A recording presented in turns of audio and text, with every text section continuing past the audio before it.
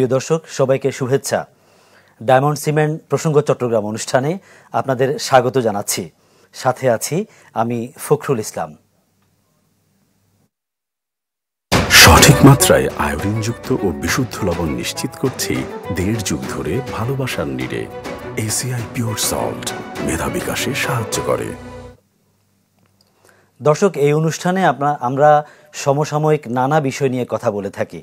আমাদের আজকের বিষয় মৃত্যুফাঁদ চট্টগ্রাম কক্সবাজার মহাসড়ক। এ বিষয় নিয়ে কথা বলার জন্য স্টুডিওতে উপস্থিত রয়েছেন চট্টগ্রাম কক্সবাজার ৬ লেন বাস্তবায়ন পরিষদের সমন্বয়ক মিনহাজুল ইসলাম। মিনহাজ, আপনাকে স্টুডিওতে স্বাগত জানাচ্ছি। আমরা আলোচনায় যাবার আগে একটু মাঠের চিত্রটা একটু জেনে আসার চেষ্টা করি। প্রিয় দর্শক, আমাদের সাথে যুক্ত হয়েছেন চট্টগ্রামের পটিয়া অঞ্চল থেকে আমাদের সহকর্মী ইবেন মীর। ইবেন, আপনি কি আমাকে শুনছেন? হ্যাঁ ইবেন, একটা বিষয় জানতে চাচ্ছি, এই যে চট্টগ্রাম কক্সবাজারের মহাসড়ক যে দিনে দিনে মৃত্যুফাঁদ হয়ে উঠেছে, প্রতিনিয়তই প্রায় দুর্ঘটনা ঘটছে, প্রাণহানি ঘটছে, আসলে আপনার কি মনে হচ্ছে যে আসলে চট্টগ্রাম, এটা তো এই সড়কের তো কয়েকটা জেলা এবং উপজেলা পর্যায়ের এই মহাসড়ক রয়েছে, চট্টগ্রাম অঞ্চলে আসলে দুর্ঘটনাগুলোর কারণ কি কি বলে মনে হচ্ছে আপনার কাছে? সেই জায়গায় আছি। এখানে আমরা আসলে যেটি দেখছি যে এই সড়কটি সন্ধ্যা নাগাদ আসলে যে পরিমাণ ব্যস্ত হয়ে পড়ে, তবে সেখানে যতটুকু আসলে নিরাপত্তার বিষয়টি সড়কে চলাচলে সেই জায়গাটি একেবারে আমরা এখানে বালায় দেখছি না। বিশেষ করে যে মোড়গুলো বাজারগুলো আছে সেই জায়গাগুলোতে তো নেই, পাশাপাশি অন্যান্য যে বাগগুলো আছে সেই বাগগুলোতে আসলে সন্ধ্যা নাগাদ কিন্তু মানুষজন যখন পারাপার হয় তখন কিন্তু আসলে দুর্ঘটনার মাত্রাটা বাড়ে। এছাড়া পাশাপাশি আরেকটি যেটি বিষয়, সেটি হচ্ছে বাসে বাসে যে সংঘর্ষ, অর্থাৎ মুখোমুখি যে সংঘর্ষ, সেই বিষয়টি কিন্তু গতকালকেও কিন্তু আসলে একজন নিহত হয়েছে। আমি যদি আসলে গত 2 বছরের পরিসংখ্যান একটু বলি, প্রায় 150 শতাধিক মানুষ কিন্তু আসলে নিহত হয়েছে শুধুমাত্র চকরিয়া এবং কক্সবাজার এই যে সড়কটি, যেখানে 57 কিলোমিটার সড়কের মধ্যে বিপজ্জনক বাঁক রয়েছে 31টি। এছাড়া যে আপনি জানেন আসলে সবচেয়ে মর্মান্তিক একটি সড়ক দুর্ঘটনা ঘটে গেল 8 ফেব্রুয়ারি, যেখানে আসলে একই পরিবারের 5 ভাই নিহত হয়েছিলেন। তো আসলে এই ধরনের মর্মান্তিক ঘটনা কিন্তু এখানে এই সড়কটিতে প্রায়ই ঘটছে। তবে দীর্ঘদিনের দাবি থাকলেও এই যে পুরো কক্সবাজার চট্টগ্রাম সড়কের আশপাশের মানুষের পাশাপাশি যেহেতু এখানে পর্যটকরা আসে কক্সবাজারের দিকে যায়, তাদেরও দীর্ঘদিনের দাবি ছিল এই সড়কটি যদি অন্তত 6 লেনে উন্নীত করা যায়, সেক্ষেত্রে কিন্তু আসলে এই দুর্ঘটনার মাত্রাটা কমে আসবে। তবে সেই বিষয়টি কিন্তু বিগত কয়েকটি সরকারও কিন্তু সেভাবে আসলে যে জোর দিয়ে নজর দেওয়ার বিষয়টি দেননি। তবে সাম্প্রতিক সময়ে কিন্তু আসলে এই সমীক্ষার বিষয় বলা হচ্ছে, সেটিও আসলে কতটুকু এগিয়েছে সে বিষয়ে কিন্তু এখানকার যে সাধারণ মানুষ তারা আসলে সন্দিহান। তারা বলছেন বারবার কিন্তু আসলে তাদের জীবনের ঝুঁকি, পর্যটকদের জীবনের ঝুঁকি, মুখোমুখি সংঘর্ষে একের পর এক নিরীহ মানুষজন যখন প্রাণ হারায়, তারপরও বছরের পর বছর যেহেতু সড়কটি আসলে 6 লেনে উন্নীত সম্ভব হচ্ছে না, আসলে কত মানুষের প্রাণ ঝরলে এই সড়ক আসলে 6 লেনে উন্নীত হবে, সেটি আসলে এখন বড় প্রশ্ন হয়ে দাঁড়িয়েছে। আর এখানে যে আমরা যে বাজারগুলো রয়েছে, সে বাজারগুলোতে আপনি যদি এখনকার চিত্র দেখেন যে আসলে একেবারে যাতা অবস্থা, অর্থাৎ কোনো ধরনের ব্যবস্থাপনা নেই। ওভারব্রিজ যে বাজারগুলোতে 2-1টি ওভারব্রিজ থাকলেও সেগুলো কিন্তু আসলে সেভাবে আসলে ব্যবহার করছে না মানুষজন, অর্থাৎ মানুষের মাঝে যে সচেতনতা সেটি যেমন কম, পাশাপাশি যে সড়কের যেহেতু দুমুখী সড়ক, অর্থাৎ এক সড়ক দিয়ে অর্থাৎ 2 ধরনের যানবাহন চলাচল করে, সেক্ষেত্রে মুখোমুখি সংঘর্ষ মানুষের। আর পাশাপাশি আরেকটি বিষয় হচ্ছে, যখন অন্ধকার হয়ে যায় তখন কিন্তু এই সড়কের বিভিন্ন জায়গায় লাইটেরও অভাব থাকে, তখন কিন্তু চুরি ছিনতাইয়ের মতো ঘটনাও ঘটে, ডাকাতির ঘটনাও ঘটে। সব কিছু মিলে এখানকার মানুষজনের প্রত্যাশা এই সব কিছুকে যেন আসলে জোর দিয়ে দেখা হয়, তাদের যেন নিরাপত্তার বিষয়টিকে সরকার একটু জোরালোভাবে দেখে।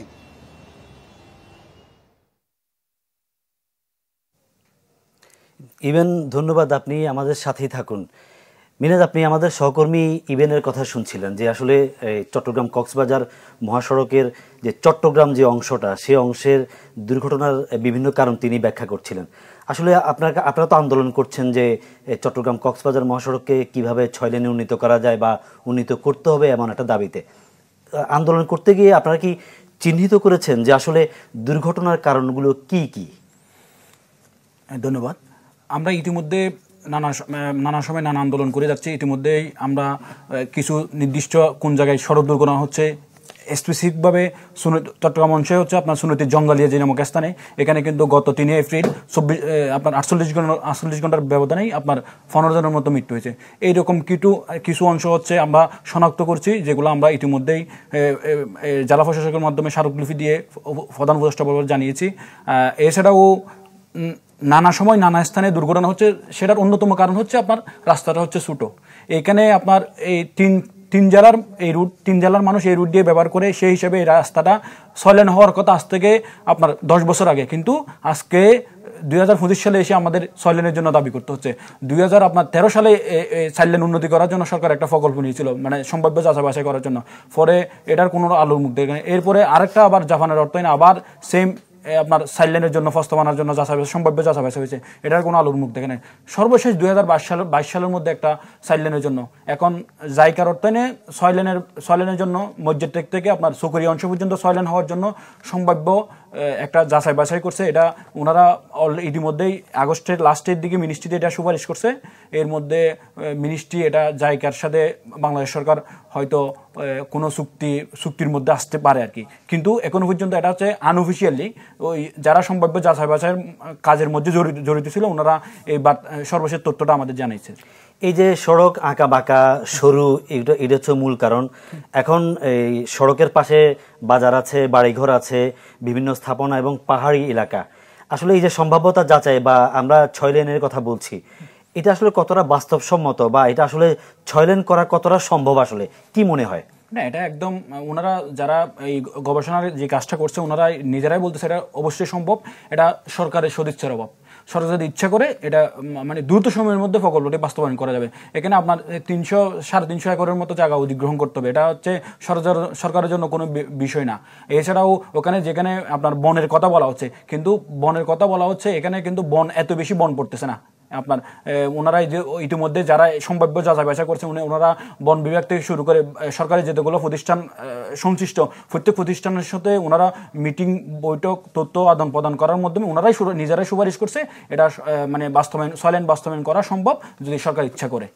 আচ্ছা, এই যে 6 লেন করলে তো ধরেন সড়ক প্রশস্ত হবে, কিন্তু এই যে আগাগোড়ায় চট্টগ্রাম কক্সবাজার এই মহাসড়কটি কিন্তু আঁকা বাঁকা, অনেকগুলো ট্যাগ আছে। আসলে সড়ক সম্প্রসারণ করলে এই ট্যাগগুলো কমে আসবে কিনা বা আঁকা বাঁকা যে অংশগুলো সেগুলো কতটা আসলে কমানো যাবে? আসলে হচ্ছে আঁকা বাঁকার বিষয়, এখানে সড়ক দুর্ঘটনার অন্যতম কারণ হচ্ছে আঁকা বাঁকা। আপনার চট্টগ্রাম অংশ বলেন, কক্সবাজার অংশ বলেন, প্রত্যেক অংশের মধ্যে আঁকা বাঁকা হওয়ার কারণে সড়ক দুর্ঘটনা হচ্ছে। বিশেষ করে সুনীতি অংশে যে দুর্ঘটনাগুলো বারবার ঈদের সময় বারবার হয়েছে, ওইটা হচ্ছে আঁকা বাঁকা হওয়ার কারণে। ওখানে ওনারা সুপারিশ করছেন এই যে আঁকা বাঁকা যে সড়কগুলো আছে এগুলো মানে একদম প্রশস্ত করার জন্য একটা প্রস্তাবনা সড়ক জনপদ থেকে ওনারা করেছিল, কিন্তু এটা দৃশ্যমান আলোর মুখ দেখে না এখনো মধ্যে। এই যে বেপরোয়া গতিতে গাড়ি চালানো এই সড়কে দুর্ঘটনার একটা অন্যতম কারণ হিসেবে চিহ্নিত হয় বা দৃশ্যমান হয়। মানে সড়ক প্রশস্ত করলেন, তো সড়ক প্রশস্ত করলে দেখা গেল যে চালকদের গাড়ি চালানোর সুযোগ আরো বেড়ে গেল, সে জায়গায় বেপরোয়া যে মনোভাবটা সেটা আরো বাড়ার আশঙ্কা আছে কিনা? না, এক্ষেত্রে হচ্ছে সরকার বলতে এখানে পুলিশ প্রশাসন যদি এটা যদি মনিটরিং হয় তাহলে হচ্ছে এই ধরনের হওয়ার সম্ভাবনা নাই। কিন্তু আপনার সরকার রাস্তা যদি প্রশস্ত না হয় তো সড়ক দুর্ঘটনা হতেই থাকবে। যার কারণে আমাদের প্রতিদিন আপনি গতকাল হিসাব করেন, গতকাল লোহাগাড়া অংশে একজনের মৃত্যু হয়েছে, আপনার ফটিয়া অংশে বাসের সংঘর্ষের মধ্যে আপনার একজন নিহত, আপনার 40 জনের মতো আহত হয়েছে। এগুলো তো প্রত্যেক দিন এই রোডের মধ্যে সড়ক দুর্ঘটনা হচ্ছে। এখানে আপনার প্রতিনিয়ত মানুষ মৃত্যুর ঝুঁকি নিয়ে চলাচল করতে, বিশেষ করে দক্ষিণ চট্টগ্রামের মানুষ আপনার এখানে 10 উপজেলার কিন্তু এই সড়কের সাথে 10 উপজেলার মানুষের যে সংযোগ সড়কের কাছ থেকে যে আপনার 3 চাকার যানবাহনগুলো হচ্ছে মহাসড়কের অন্যতম সমস্যার কারণ হয়ে দাঁড়িয়েছে এখন বর্তমান সময়ে এসে। আপনি কি এই যে সিএনজি অটো রিক্সা কিংবা এই যে আপনার ব্যাটারি চালিত যে রিক্সা সেগুলোর কথা বলছেন? অবশ্যই সেগুলাই এখন হচ্ছে মহাসড়ক হচ্ছে, এগুলো হচ্ছে এইগুলোর কারণে সড়ক দুর্ঘটনা হচ্ছে। আপনি 10টা দুর্ঘটনা হচ্ছে, এখানের মধ্যে আপনি তিনটা দেখবেন আপনার সিএনজি অটো রিক্সার সাথে বাসের সংঘর্ষ, বাসের ধাক্কা, এই ধরনের মৃত্যু হচ্ছে। মিনাজ, আমরা এইসব বিষয় নিয়ে আরো আলোচনা করব, একটা বিরতি নিতে হচ্ছে। দর্শক, নিচ্ছি ছোট্ট একটা বিরতি, একটু পরেই ফিরছি, আমাদের সাথেই থাকুন।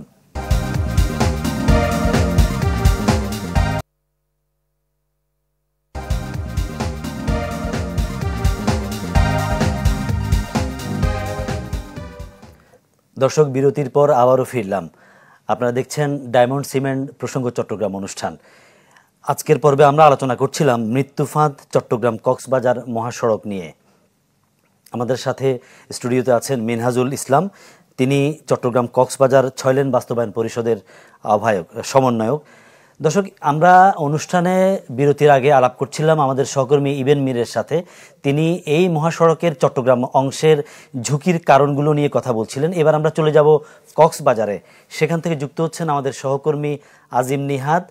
আজিম নিহাদ, আপনার কাছে জানতে চাইব যে কক্সবাজার অংশে দুর্ঘটনাগুলোর কারণ কি বা ঝুঁকিটা আসলে কতটা?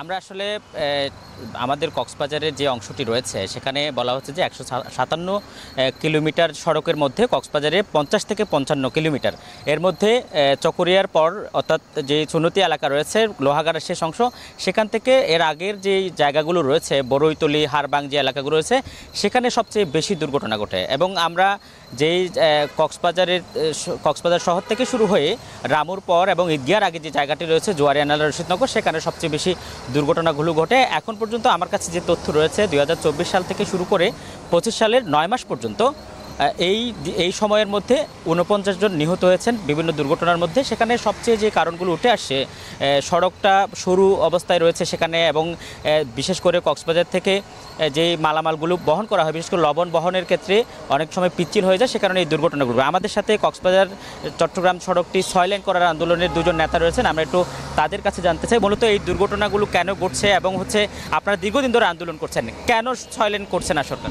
আপনি জানেন কক্সবাজার চট্টগ্রাম এটা মহাসড়ক হলে এটা মহাসড়ক বলা যায় না, মাত্র 18 ফিটের একটি অপ্রশস্ত সড়ক। এই সড়কে প্রতিদিনও দুর্ঘটনা ঘটছে, শুধু স্থানীয় মানুষের মারা যাচ্ছে না, আমাদের কক্সবাজারে আগত পর্যটকরা মারা যাচ্ছে এবং পর্যটকবাহী গাড়িগুলো মারা যাচ্ছে। আপনারা জানেন ঢাকা চট্টগ্রাম মহাসড়ক হচ্ছে আপনার 6 লেনে, কিন্তু 8 লেনে, কিন্তু কক্সবাজার ঢুকে যখন 18 কিলোমিটার সরু রাস্তায় পড়ে তারা তাদের গতিবেগ আগের তুলনায় যে কমালেও তারা দুর্ঘটনার শিকার হচ্ছে প্রতিদিন। আমরা দেখতে পাচ্ছি এখানে মৃত্যুর মিছিল আমরা প্রতিদিন দেখতে পাচ্ছি, কেউ স্বামী হারাচ্ছে, কেউ বাবা হারাচ্ছে।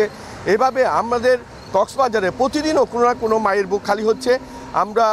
এই জন্য আমরা সরকারের কাছে দাবি জানাই চট্টগ্রাম মহাসড়কটি অচিরে এই 6 লেন উন্নীত করার জন্য ঘোষণা দেওয়া হোক।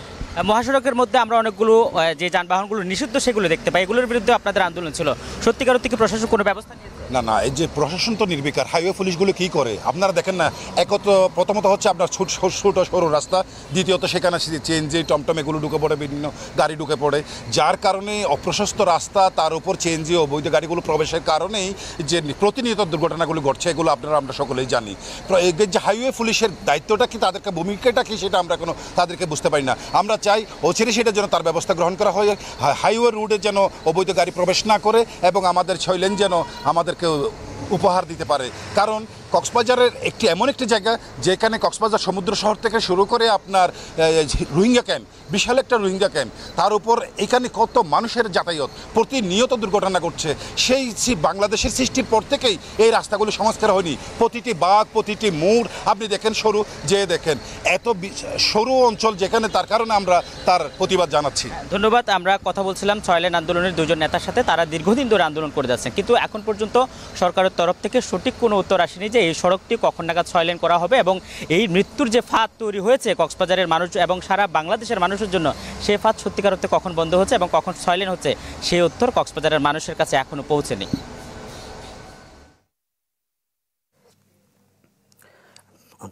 আজিম নিহাদ, আপনাকে ধন্যবাদ এবং আপনার যে 2 জন অতিথি ছিলেন তাদেরকেও ধন্যবাদ।